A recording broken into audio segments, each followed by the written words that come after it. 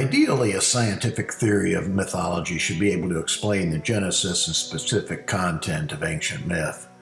Modern schools of myth, alas, have long since abandoned any pretense of addressing such questions, much less of offering comprehensive theories purporting to explain more than a handful of isolated mythological motifs from one particular culture.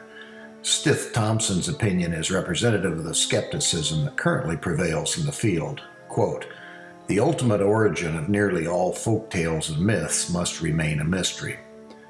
The theory advanced by Dave Talbot and myself, in contrast, claims to offer a unifying explanation of nearly every globally attested mythological structure and thematic pattern.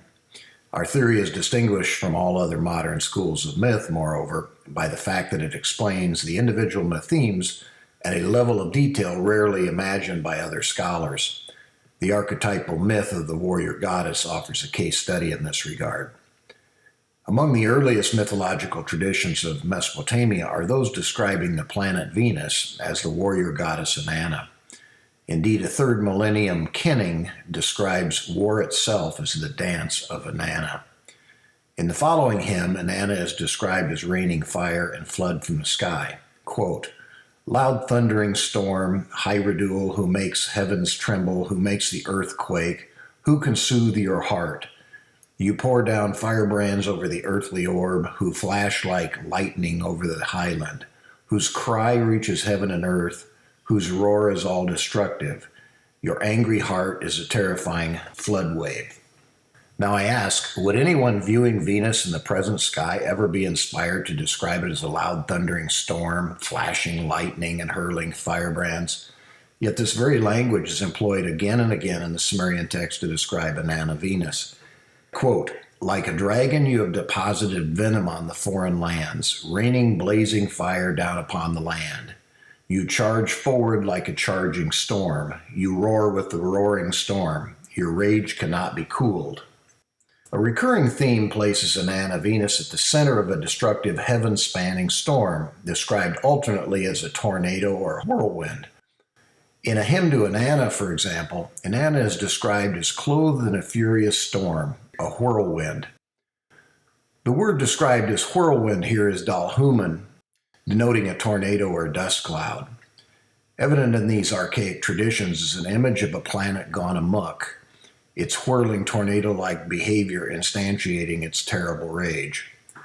It is telling that analogous behavior is reported of other great goddesses such as the Akkadian Ishtar, the Canaanite Astarte, the Egyptian Hathor, Ugaritic Anat, and the Indian Kali. Each of these warrior goddesses, several of whom are explicitly identified with the planet Venus, is associated with a destructive rampage at the dawn of time that brought the world to the very brink of destruction. If Inanna was conceptualized as a whirling storm, Ishtar was represented as a whirling dancer. Quote, "O valiant Ishtar, shining torch of heaven and earth, furious and irresistible onslaught, fiery glow that blazes against the enemy, who wreaks destruction on the fierce, dancing one, Ishtar." The epithet translated dancing one here is Gushea, literally the whirling one. Religious rituals celebrating Ishtar Venus featured frenzied dances in which the celebrants whirled wildly. Benjamin Foster, in his commentary on these archaic rituals, observed, quote, "The whirling dance or mock combat the people perform as a memorial to Ishtar, here etymologized by the poet as the whirling dancer." From the standpoint of modern astronomy, needless to say, there is no conceivable reason why the planet Venus should be conceptualized as an agent of storm, much less as a whirling tornado. Nor, for that matter, is there any obvious reason why that planet should be described as a whirling dancer or fire-spewing warrior. Hence the profound puzzle presented by these widespread myths and rituals. How then is it possible to explain the myth of the warrior goddess? In the historical reconstruction offered by Talbot and myself, the myth in question encodes catastrophic natural events during which Venus's atmosphere became hypercharged and disturbed, flaring dramatically in the northern circumpolar heaven.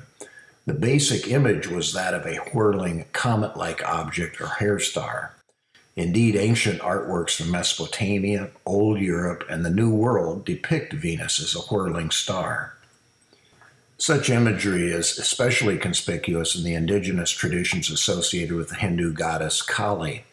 According to the various accounts, the goddess's frenzied dancing threatened to destroy the world. Quote, "The dread mother dances naked in the battlefield. Her lolling tongue burns like a red flame of fire. Her dark tresses fly in the sky, sweeping away sun and stars.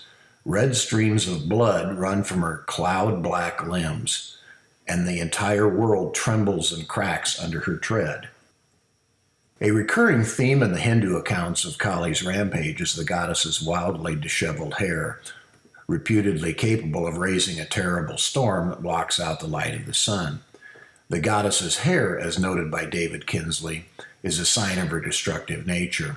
Quote, "Kali's unbound hair may also have a broader, indeed cosmic significance, suggesting dissolution itself. Considering Kali's identification with the cremation ground and death, her loose hair may suggest the end of the world. Her hair has come apart and flies about every which way. Order has come to an end. All has returned to chaos." As we would understand this imagery, Venus's whirling hair not only presented the appearance of a giant comet or tornado circling about the polar axis, it was laden with lightning and fire and quite literally constituted a storm that blocked out the light of the primal sun.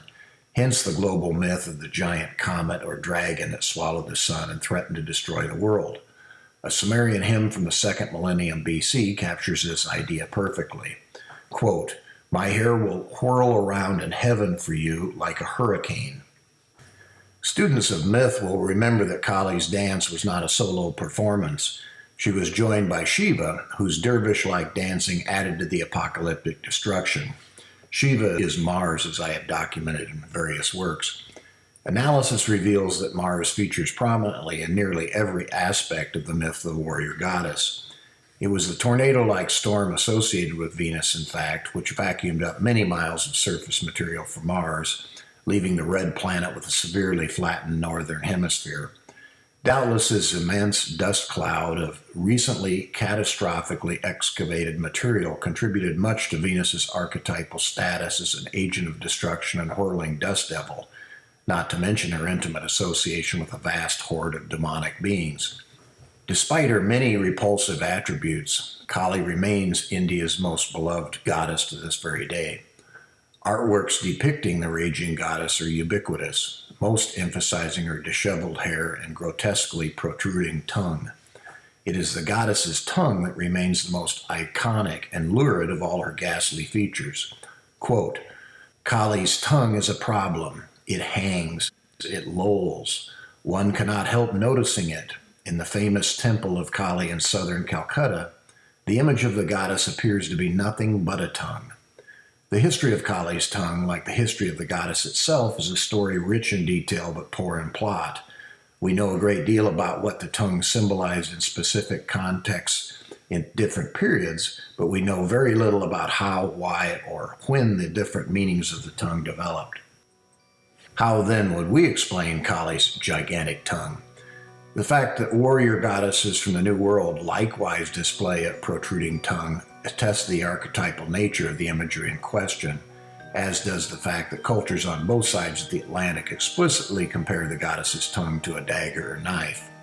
Here, too, it is our opinion that the imagery encodes the unique relationship prevailing between Mars and Venus during a specific phase in the history of the polar configuration, in which Mars appeared to move below Venus towards Earth, presenting the appearance of a dagger-like tongue.